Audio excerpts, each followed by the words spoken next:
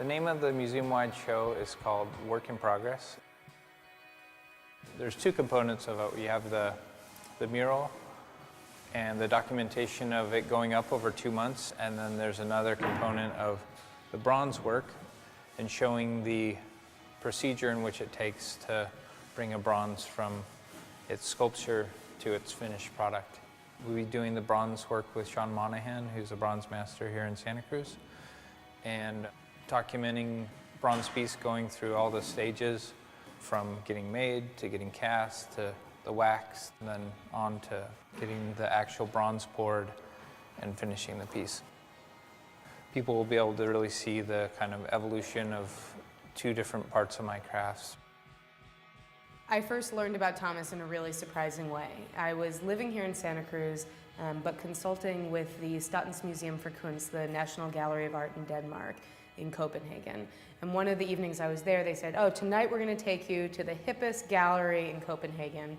And we go into this place, and there's this artist showing from Santa Cruz who I had never heard of, who was doing incredible work, being showcased on the other side of the world. So a couple years later, when I came to work at the Santa Cruz Museum of Art and History, I knew that we had to find a way to work with Thomas.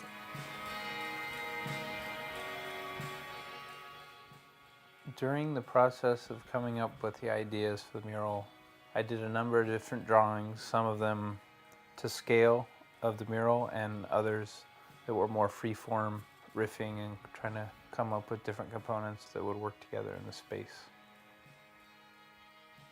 This is the first day of putting paint on the wall.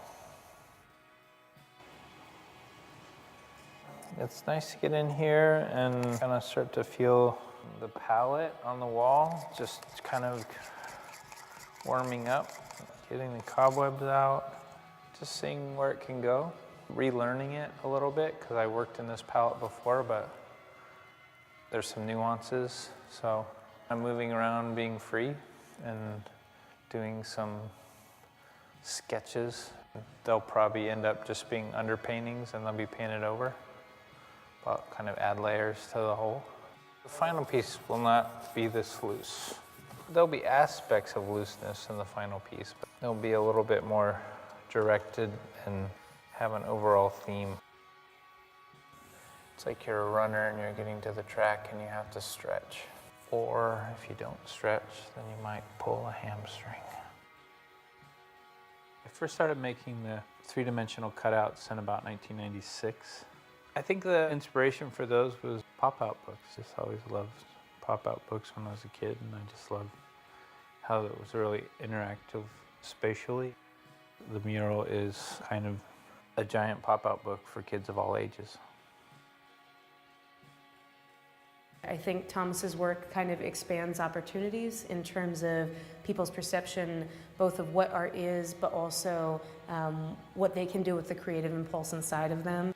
We all honor and champion renegades, but it's so much easier to play it safe. And I think it's really a magical experience to get to spend some time with somebody who is taking a different path and to see that, wow, there's a lot of power that comes out of this, and maybe I should be taking some of those risks myself.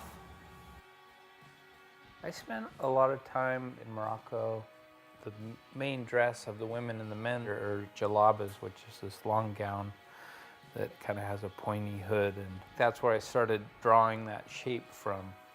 I really like the idea of people's gender being ambiguous. So whether it's a male or female looking at the pictures, they can come away with it with their own idea.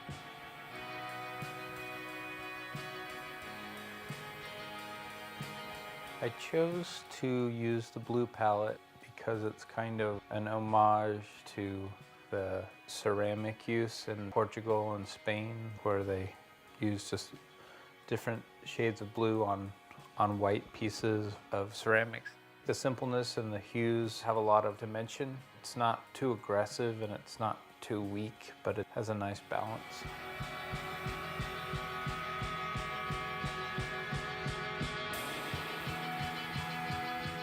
Work in progress in the context of this show is people can come and see me working in the space for about 11 weeks. They can see what the process is like and how a piece like this comes from its beginnings to its end.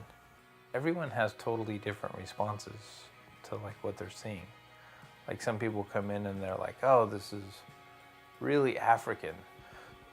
And some people come in and go, oh, has such a Scandinavian feel, which is weird because my art actually does very well in Scandinavia, but I never thought about it like that. I would eat lunch in the far corner of the gallery. People wouldn't know I was there, and then they would be saying stuff like, oh, this sucks, and you know, like, this is amateur shit. And then I would like come out from behind, and then they'd be, oh, hello, you know, it'd be really funny. I just have incredible respect for the fact that Thomas was willing to put himself out there with his process in that way. I think there are a lot of artists for whom exposing your process is a really scary proposition, and the idea of doing so in public, inviting people to talk with you about it, is not only something that created a really powerful experience for people understanding and connecting with what it means to make art, it's also a really courageous experience in terms of saying, you know, it's not just about the output on display, it is about opening up the things that go right, the things that go wrong, the things that change. And I think that created a really powerful experience for visitors. So I just feel really grateful we were able to work with Thomas on this.